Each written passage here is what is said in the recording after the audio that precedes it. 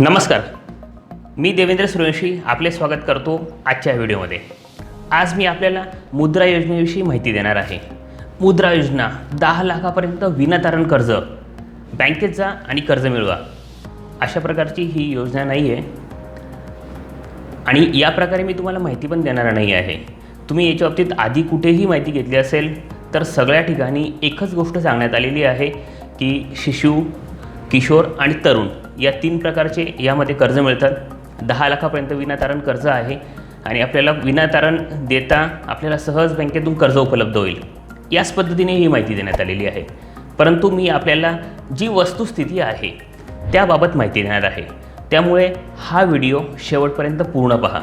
तसेच व्हिडिओच्या शेवटी 2015-16 पासून तर 19-20 पर्यंत किती जणांना या योजनेअंतर्गत कर्ज मिळालं आहे आणि किती रक्कम मिळाली आहे याचे सगळे स्टॅटिस्टिक्स मी आपल्यासोबत शेअर करणार आहे।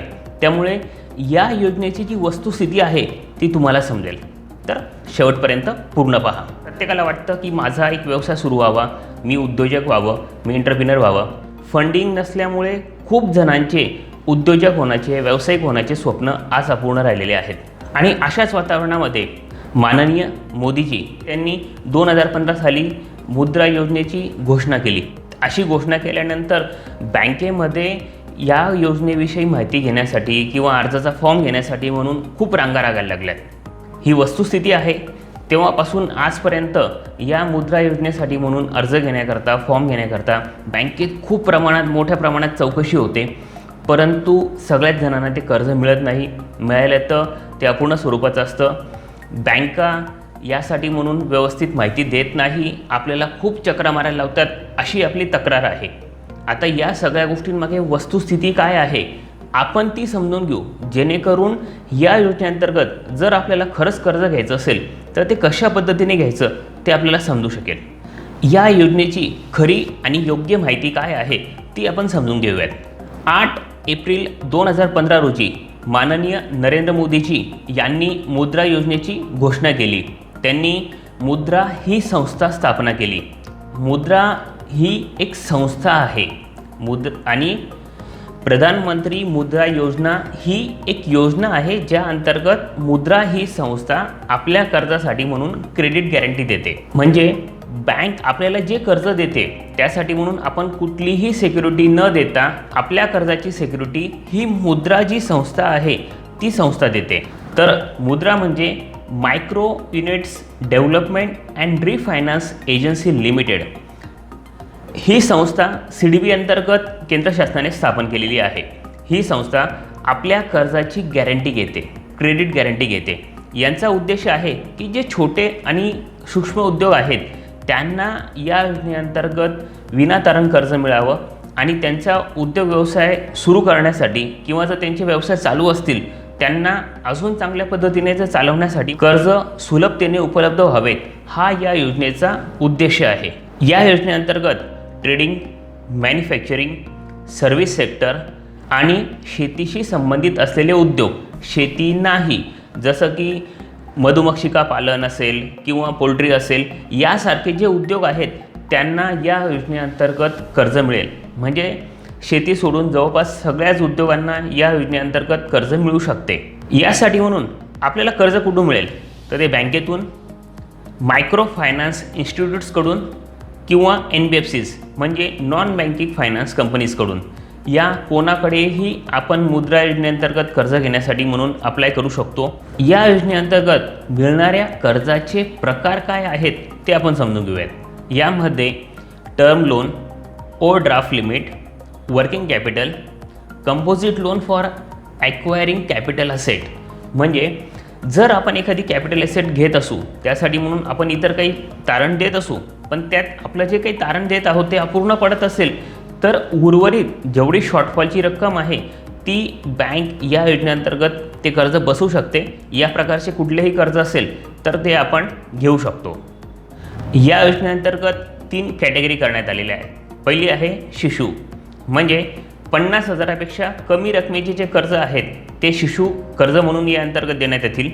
तसेच किशोर, ज्यामध्ये 50,000 1 ते 5 लाखापर्यंतचे कर्ज या किशोर या अंतर्गत देण्यात येतील। तसेच तरुण 5 लाख 1 ते 10 लाखापर्यंतचे जे कर्ज आहेत ते या तरुण या कॅटेगरीमध्ये येतील. आता बऱ्याचदा प्रश्न येतो की मुद्रा योजनेमध्ये कर्ज घेताना मार्जिन किंवा ओनर्स कॉन्ट्रीब्युशन किती द्यायचं आहे, म्हणजे आपलं कर्ज घेताना स्वहिस्सा स्वतःचं कॉन्ट्रीब्युशन किती लागेल हा बऱ्याच जणांचा प्रश्न असतो. तर ते डिपेंड आहे त्या फायनान्शियल इन्स्टिट्यूटवर, जिथे आपण कर्ज काढण्यासाठी जात आहोत त्या फायनान्शियल इन्स्टिट्यूटवर ते डिपेंड आहे. परंतु शिशु हा जो कर्ज प्रकार आहे त्यामध्ये सहसा बँका मार्जिन मनी मागत नाहीत. तसेच मुद्रा योजनेच्या व्याजदराबाबत खूप जणांचं कन्फ्युजन आहे.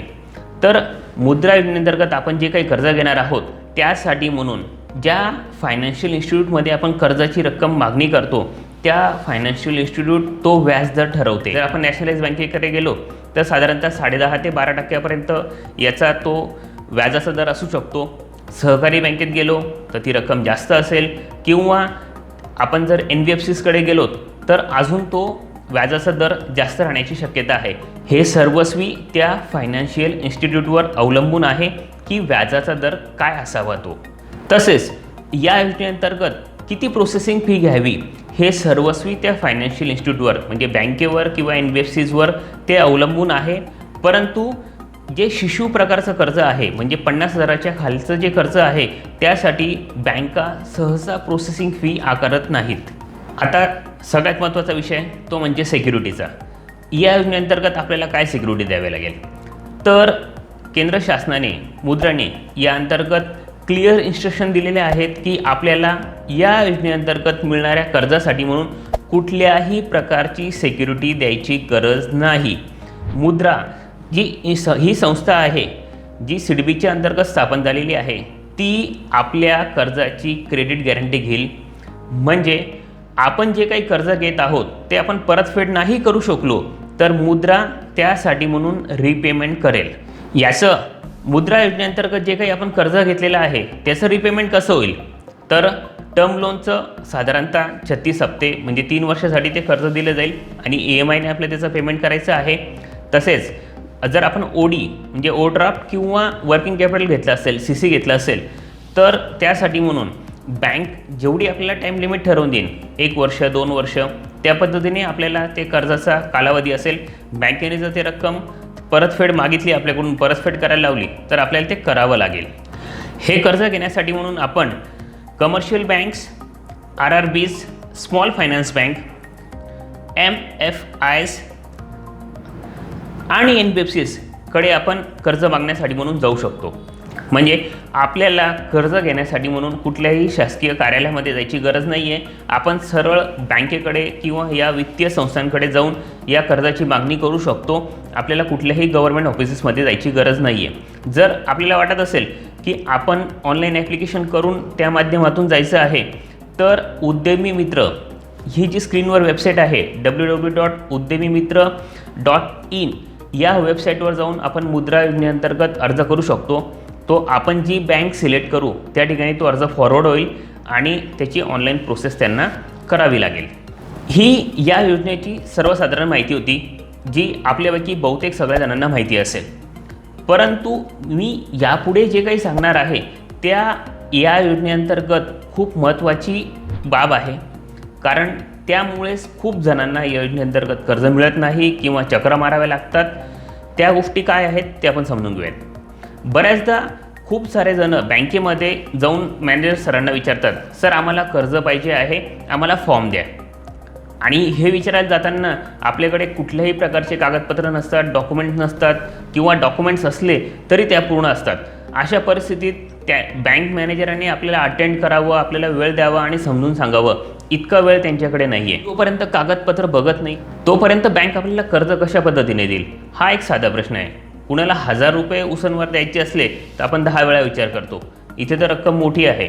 त्यामुळे बँकेत जाताना आपण कागदपत्र घेऊन व्यवस्थित फाईल बनवून घेऊन गेलो तरच बँक मॅनेजर किंवा जे फायनान्शियल इन्स्टिट्यूटचे अधिकारी आहेत ते आपल्याला अटेंड करतील. अन्यथा आपल्याला चक्रास मारावे लागतील, आपलं काम कधीच होणार नाही. त्यामुळे काय कागदपत्र आपल्याला सोबत घेऊन जायचे आहेत ते समजून घ्या.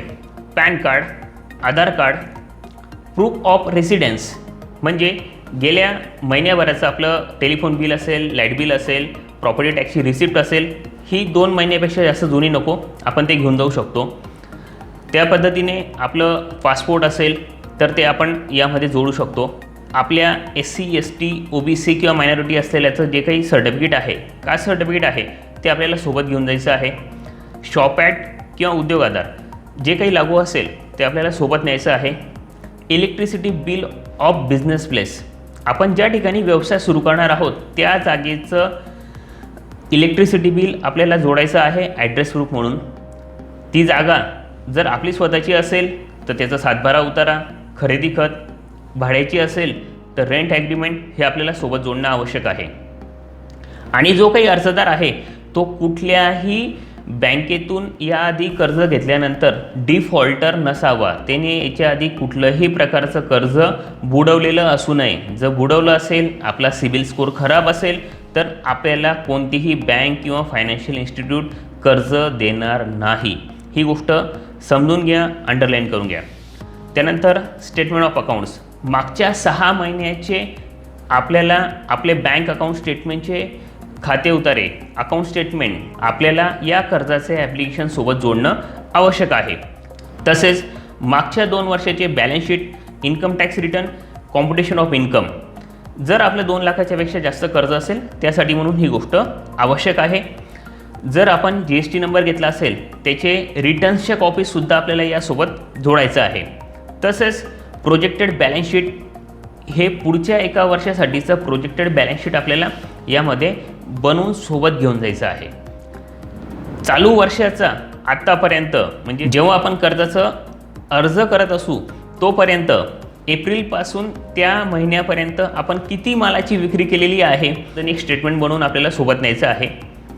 प्रोजेक्ट रिपोर्ट हा या कर्जासाठी म्हणून जोडणं आवश्यक आहे. त्यासाठी म्हणून आपला जो व्यवसाय आहे तो टेक्निकली आणि इकॉनॉमिकली व्हायबल आहे, तो खरंच चालू शकतो, हे त्या प्रोजेक्ट रिपोर्टवरून समजलं पाहिजे. आपण जर काही मशिनरी खरेदी करणार असू त्याचे कोटेशन्स या ठिकाणी जोडणं आवश्यक आहे. जर काही आपण बांधकाम किंवा फॅब्रिकेशन काम करणार असू त्याचं एस्टिमेट देखील आपल्याला जोडावं लागेल. जर आपली प्रायव्हेट लिमिटेड कंपनी असेल तर मेमोरंडम ऑफ आर्टिकल आणि आर्टिकल ऑफ असोसिएशन हे सोबत जोडणं आवश्यक आहे. तसेच पार्टनरशिप असेल तर पार्टनरशिप डीड. जर आपल्याकडे गॅरंटर नसेल तर ॲसेट लायबिलिटी स्टेटमेंट म्हणजे आपले नेट वर्थ सर्टिफिकेट हे आपल्याला या योजनेअंतर्गत जोडणं आवश्यक आहे. तसेच आपले जे काही पार्टनर्स किंवा डायरेक्टर्स असतील किंवा प्रोप्रायटर असेल त्याचे 2 फोटोकॉपीज या फाईलमध्ये आपण जोडलेत. ही सर्व कागदपत्र व्यवस्थित सिक्वेन्सने जोडायची. त्यावर वरती अनुक्रमणिका आणि त्यावरती बँक मॅनेजरच्या नावाने अर्ज. या पद्धतीने आपण फाईल बँकेमध्ये नेली तर बँक मॅनेजरांना ते कागदपत्र बघून आपल्याला कर्ज द्यायचं का नाही द्यायचं असेल तर कशा पद्धतीने द्यायचं याचा निर्णय घेता येईल. आपल्याला पाहून कोणीच कर्ज देणार नाही, आपले कागदपत्र पाहून आपल्याला कर्ज देणार आहेत. त्यामुळे आपले कागदपत्र जर व्यवस्थित असले तर नक्कीच आपल्याला या योजनेअंतर्गत कर्ज मिळू शकते. आपला प्रोजेक्टविषयी आपल्याला संपूर्ण माहिती असणं आवश्यक आहे. त्याचा खूप चांगला अभ्यास करा. मी जी काही कागदपत्र तुम्हाला सांगितली ती कागदपत्र घेतल्याशिवाय बँकेमध्ये जाऊ नका. तुमचा आणि बँक मॅनेजर किंवा फायनान्शियल इन्स्टिट्यूटचा वेळ वाया घालवू नका. आता सगळ्यात महत्त्वाचा विषय फॅक्ट चेक्स. या योजनेअंतर्गत आतापर्यंत कुणाला किती कर्ज मिळालं, किती कर्ज वितरित झालं, या सगळ्या गोष्टी आपण चेक करूयात. मी मुद्रा योजनेच्या 2015-16 पासून तर 19-20 पर्यंतची त्यांनी त्यांच्या वेबसाईटवर जी काही माहिती दिलेली आहे मी त्याचं एक स्टॅटिस्टिकल ॲनालिसिस केलेलं आहे, ते मी आपल्यासोबत शेअर करतो, ते आपण पाहूयात. हे मुद्रा योजनेअंतर्गत 2015-16 पासून तर 2019-20 पर्यंत आतापर्यंत देण्यात आलेली कर्ज. आपण एक उदाहरणादाखल एक वर्ष घेऊयात. सन 2015-16 मध्ये 3,48,80,924 लोकांना 924 लाभार्थ्यांना या योजनेअंतर्गत कर्ज देण्यात आलं. आणि जी वाटलेल्या कर्जाची रक्कम होती, अमाऊंट डिस्बर्समेंट जी झालेली आहे ती आहे 1,32,954 कोटी रुपये. एवढी रक्कम त्यांनी या योजनेअंतर्गत वाटलेली आहे. जी रक्कम त्यांनी डिस्बर्स केलेली आहे त्या रकमेला जर मी लाभार्थी नंबर ऑफ बेनिफिशरीज याला भागिले केलं तर त्याचा ॲव्हरेज येतो 38,116 रुपये. तसंच हा आलेख 2016 साली 44,000पर्यंत गेला, 17-18ला 51,000 रुपये, 18-19ला 52,000 रुपये आणि 19-20ला साधारणतः 53,000च्या आसपास आहे. एव्हरेजली जर आपण बघितलं 48,860 रुपये हा या योजनेचा ॲव्हरेज आहे. आता 48,000मध्ये काय उभं राहील? साधी एक वडापावची गाडी लावायची असल्यास ती 48,000मध्ये उभी नाही राहू शकत, ही वस्तुस्थिती आहे. परंतु एक जर चांभार असेल, त्याला त्याचं दुकान व्यवस्थित करायचं असेल तर त्यासाठी म्हणून या रकमेत ते काम होऊ शकतं.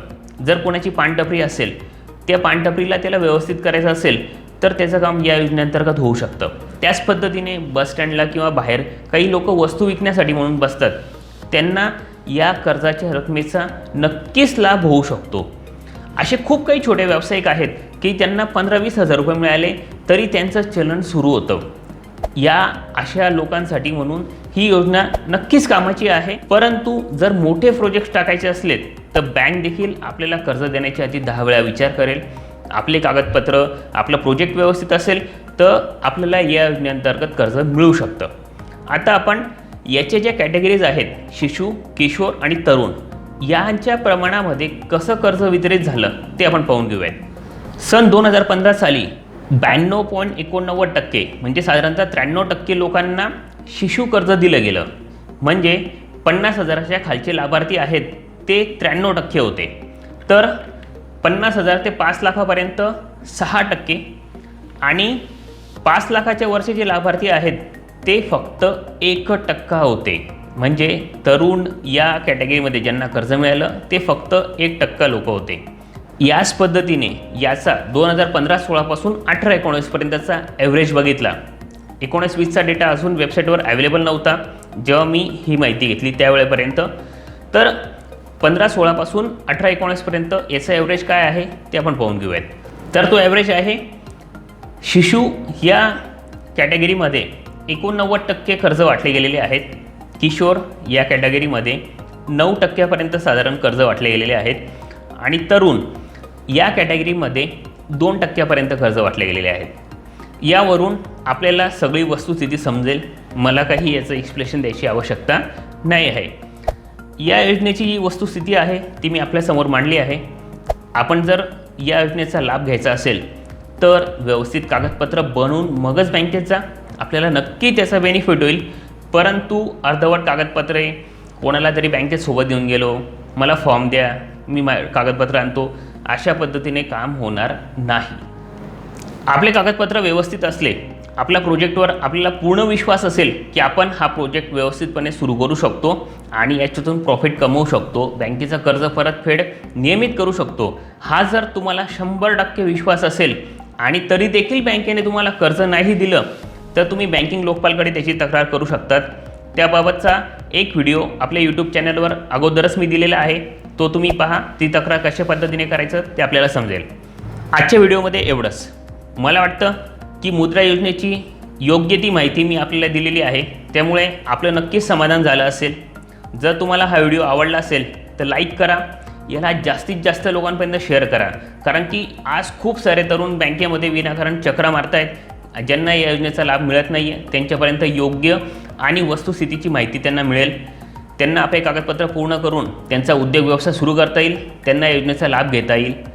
आणि अशाच पद्धतीने उद्योग व्यवसायासंदर्भातली खरी आणि योग्य माहिती पाहिजे असेल तर आमचे चॅनल सबस्क्राईब करा, बेल आयकॉन पण दाबा, जेणेकरून आम्ही व्हिडिओ अपलोड केल्यास तो तुम्हाला लगेच मिळेल. धन्यवाद.